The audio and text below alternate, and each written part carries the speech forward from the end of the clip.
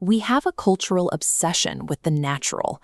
When a child excels early, we rush to label them gifted, but this praise often builds a psychological ceiling that limits future growth. At 7 years old, Josh Waitzkin was a fixture of Washington Square Park, a rough-and-tumble kid holding his own against homeless geniuses and street-hardened gamblers. By 8, he was the highest-rated player for his age in the country. He entered the national championships as the undisputed favorite, carrying the weight of a professional career before he had even finished 3rd grade. In the final round, Josh made a hasty move. His opponent, a heavily prepared rival, pounced on the error. Josh's position collapsed, and he lost the title. In the aftermath, Josh sat stunned, wondering if he was a loser who had let his family down. When your identity is built on being the best, a single loss feels like a total collapse of self.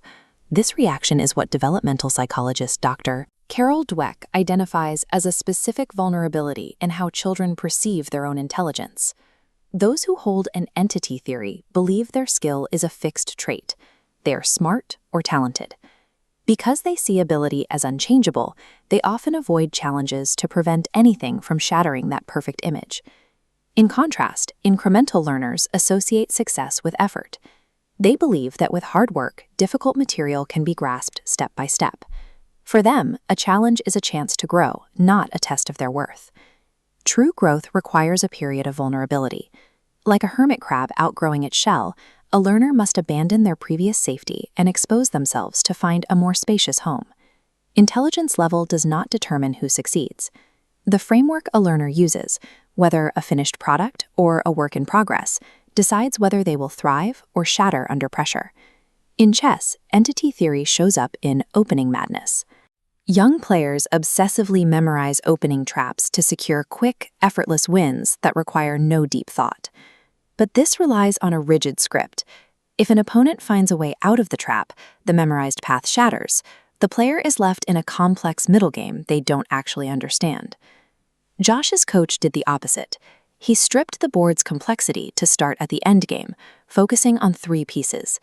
Isolating variables forces the student to internalize the invisible geometric tension between pieces. They aren't memorizing tricks, they are learning how pieces move. Mastering isolated variables from the end of a process backward creates a resilient foundation. It allows players to adapt when the game moves away from the scripts others rely on. The test came at the next national championship. In the final round, Josh faced an aggressive rival using a wildly complex, memorized opening trap. Josh fell behind early. Forced into a defensive crawl against an overwhelming pawn storm, but Josh survived the initial assault. He systematically traded pieces until the board was nearly empty, pulling the game into the barren endgame territory he had studied for hundreds of hours. Josh won because he possessed the structural resilience to outlast his opponent in deep waters. He didn't win by avoiding the struggle. He won by being the only player who knew how to think within it.